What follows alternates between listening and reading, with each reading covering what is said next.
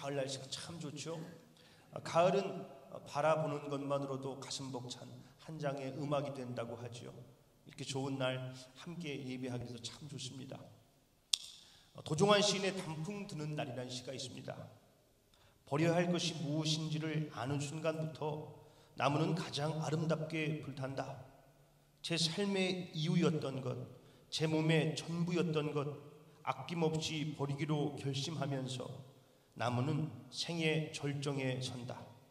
방하착, 제가 키워온 그러나 이제는 무거워진 제 몸 하나씩 내려놓으면서 가장 황홀한 빛깔로 우리도 물이 드는 날, 이 버려야 할 것이 무엇인지를 아는 순간부터 나무는 가장 아름답게 불탄다는 것이죠.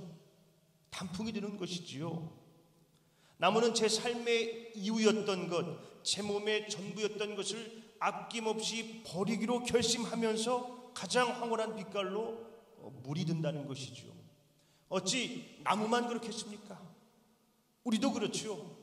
우리 안에 있는 탐심, 거짓, 고집들을 하나씩 내려놓을 때 우리도 가장 황홀한 빛깔로 아름답게 물들게 될 것입니다.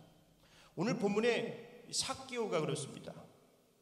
삭개오란 이름의 뜻은 순결함이라고 그랬지요. 그의 부모가 그렇게 살기를 바라서 지어준 이름입니다.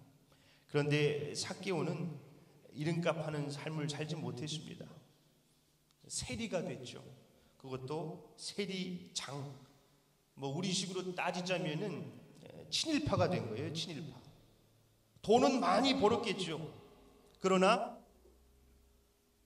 사람들은 다 그를 떠나갔습니다.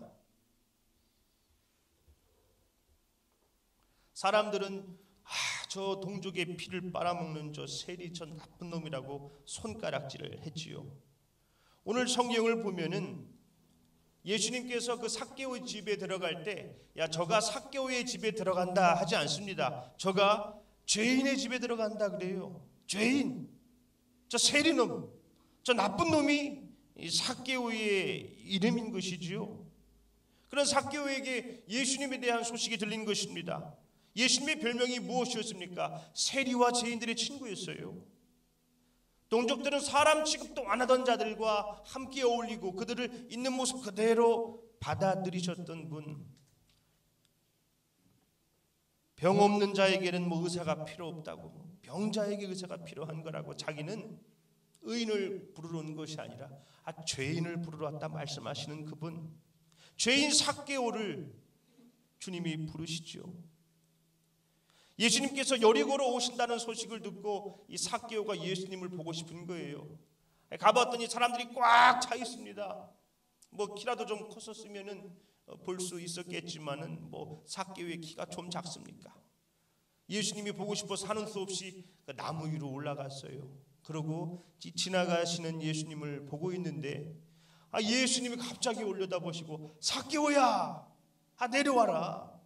내가 오늘 너의 집에서 유하여야겠다 말씀하시는 것입니다.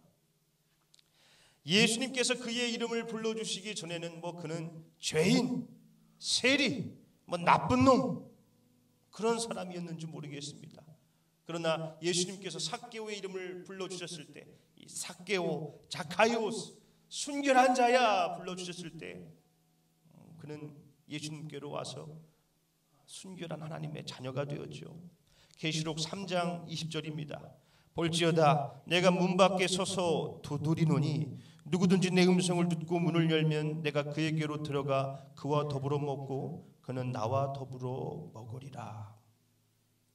그는 마음의 문을 열어서 예수님을 영접합니다. 이제는 더 이상 죄인이 아니죠.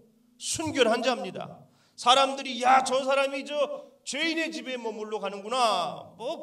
그래봤자 뭔 소용이 있어요. 예수님은 그의 집에 들어가시지요.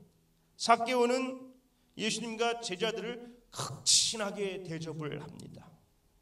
그 식사 자리에서 삭개오는 자기가 버려야 할 것이 무엇인지를 깨닫게 됩니다. 그동안 제 삶의 이유였던 것, 제 몸의 전부였던 것, 그것을 버리기로 결심을 하지요. 본문 말씀 8절입니다. 삭개오가 서서 주께 여짜오되 주여 보시옵소서, 내 소유의 절반을 가난한 자들에게 주겠사오며 만일 누구의 것을 속여 빼앗은 일이 있으면 네 갑절이나 갚겠나이다. 키가 워낙 작았다 보니까 사람들에게 무시를 받았어요. 야, 너 무시받지 않으려면 돈 많이 벌어야 돼. 악착같이 물불 안 가리고 돈을 벌었죠. 세일이 장까지 됐습니다. 그렇게 돈 하며 살다 보니 어느새 돈이 그의 우상이 되어 있었던 것이죠. 그런데 예수님을 대접하는 그날 이 제자들과 함께 식사를 하는데 이 제자들이 또 음식을 좀 먹습니까? 늘 배를 골던 사람들인데요. 그런데 음식이 한가득 차려져 있으니 얼마나 행복해요. 야, 이거 뭐야? 개걸스럽게 음식을 맛있게 먹었을 거 아닙니까?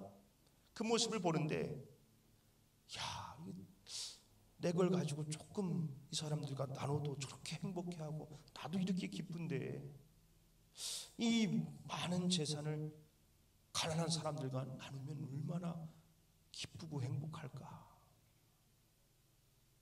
김지아의 밥은 하늘입니다라는 시가 있어요. 하늘을 혼자 못 가지듯이 밥은 서로 나눠 먹는 것, 밥은 하늘입니다.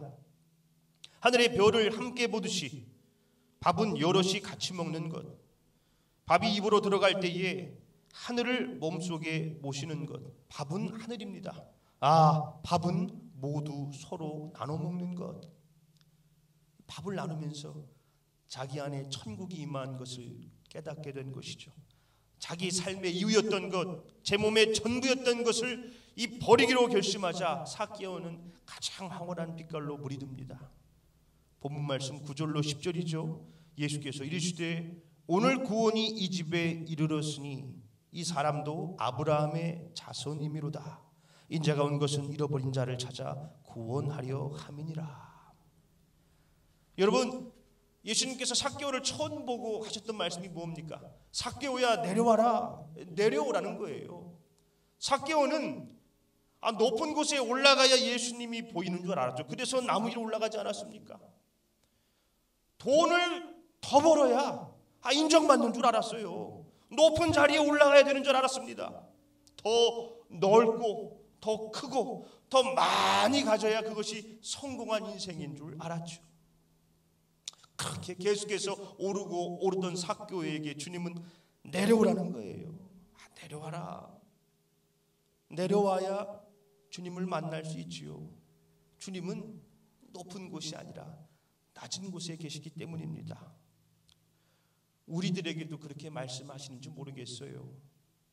더 높은 곳, 더 크고 더 많고 더 넓은 곳을 바라보고 있는 우리들에게 야, 그만 내려와라. 그 고집을 좀 내려놓아라.